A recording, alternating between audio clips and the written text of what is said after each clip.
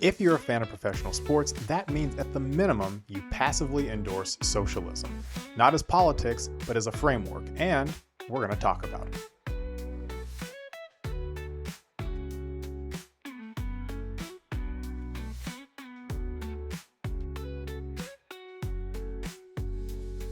Exploration through storytelling. Welcome to Outsider Information. I am your host, Brandon.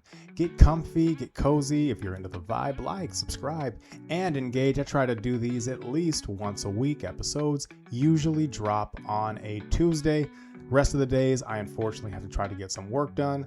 I am counting down the days till retirement, which, because I am the ripe old age of 32, I got a long way to go. Drink of the episode is a matcha green tea and mint latte. It is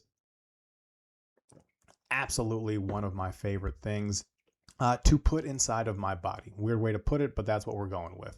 Easily to be made at home, less expensive than if you were to get it at an actual shop, and I'm using actual matcha, not concentrate. That right there, my friends, is the key. All right, before we jump too deep into what we're talking about, the title had to sauce it up just a little bit because I wanted some clicks, wanted people to watch. But the NFL itself is not a socialist structure. But what it does do is function with some socialist or collectivist ideals as features to ensure parity. Now, as Americans especially, we like to get our definitions mixed up, especially when it comes to things that we don't like. Socialism is an easy target because it wrongly gets compared to communism and more often authoritarian regimes around the world. In my opinion, we idolize a broken system in capitalism because it's all we know and we've convinced ourselves that there is no better system. But there are alternatives, and there's proof that those alternatives work because socialism exists in more ways than we realize in the United States, and most modern developed nations use a variant of it themselves.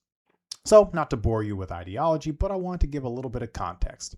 Enter the NFL, right? And that's how we're going to focus on this. I said pro sports in general, and there'll be some broader examples, but when I do things like this, I focus on the NFL because that's just where my knowledge base feels a little bit more comfortable, and we can make this a little bit more coherent.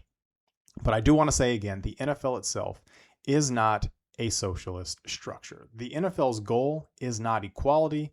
It's product viability. So acknowledging those bias and those shortcomings, that is going to help move this entire podcast episode forward.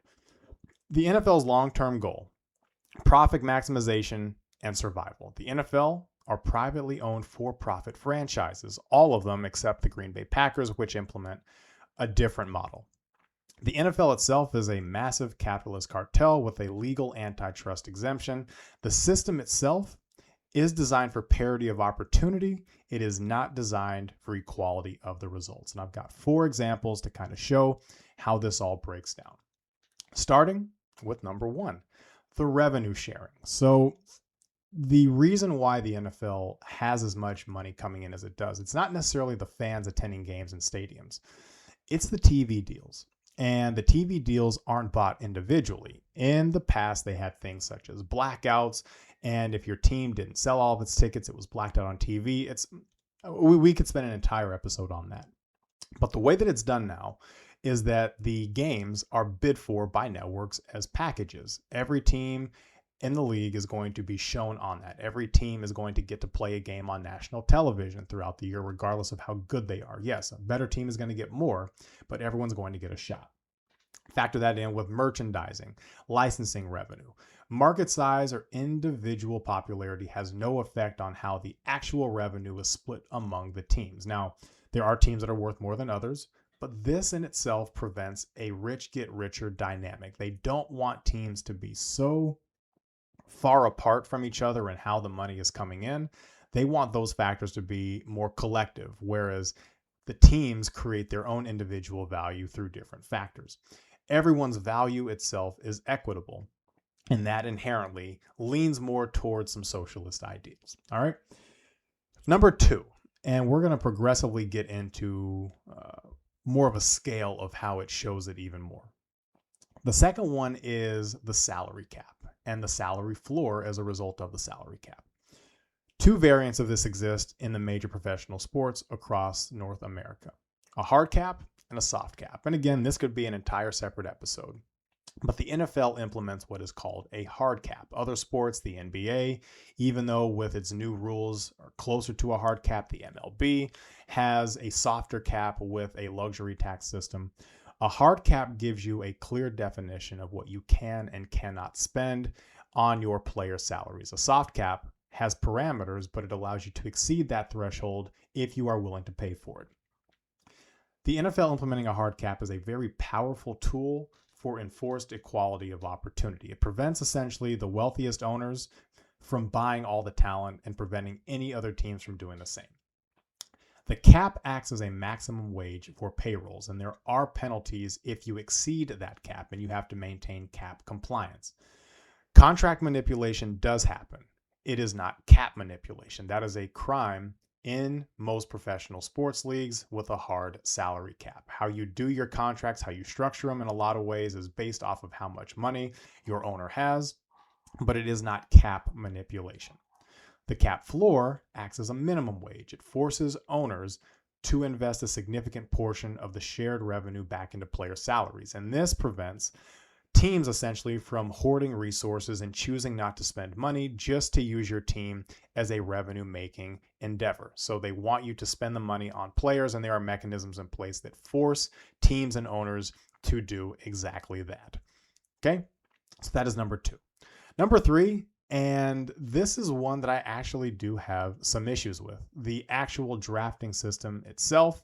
Again, it could be a completely separate episode of how to fix this. Could a lottery work? Could there be a little bit more agency that maybe ties into the salary cap as a whole? There are some creative ways to play with it. But if you think about collegiate athletes, and having recruited collegiate athletes myself, they have a whole spectrum of choices that they are making. They are not selected by a team in college and says you have to play here. They get to go around, they get to be recruited, they get to have a say in where they want to go. As a pro athlete, you get selected, and the NFL draft itself is a competitive balance tax. The best team picks last, the worst team picks first. So in return, the best players get picked by the worst teams as more or less a systemic intervention to aid the weak and punish the strong. In a free market, the best can always get more. Just take a look at our system of how big companies absorb smaller ones around them to amass power. This is essentially central planning for competitive balance. Back to the beginning, the goal is long-term product viability.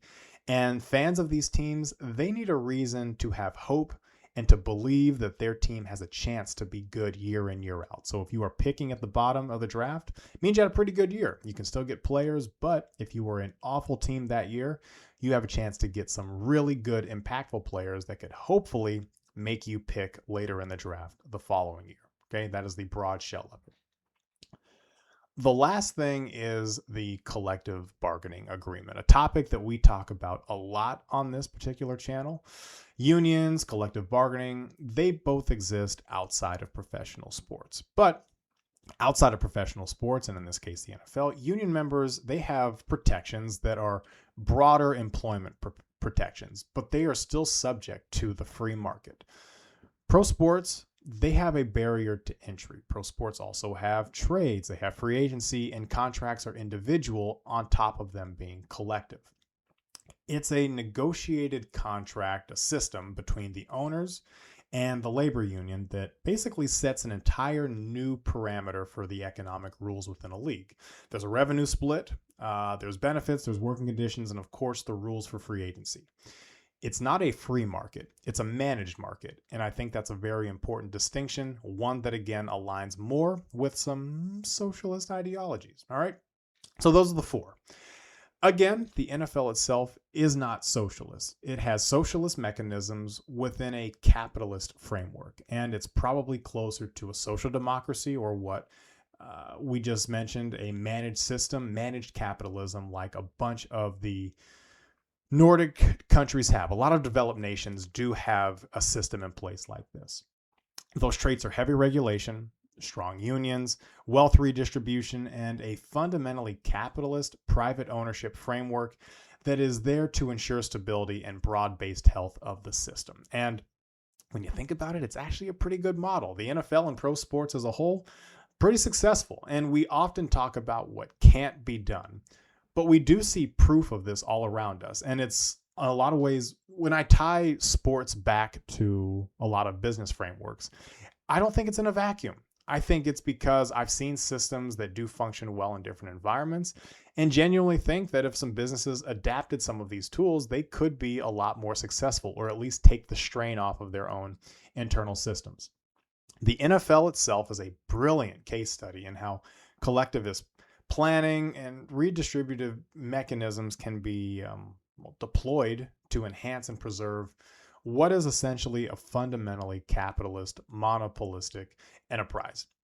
And the NFL itself uses socialism as a tool for profit, not really as an ideology for society. So that, again, is an important distinction. It's a voluntary, self-imposed system of rules among a closed group of oligarchs, the owners, and their unionized labor, the players, designed to make their collective monopoly more exciting, sustainable, and ultimately more lucrative down the road. All right, that was fun. And if I did my job right, you might be a little bit irritated with me, but if anything resonated, like, subscribe, and engage. Check out the website. There is a new newsletter that is going to be dropping next week as we get towards the end of the month.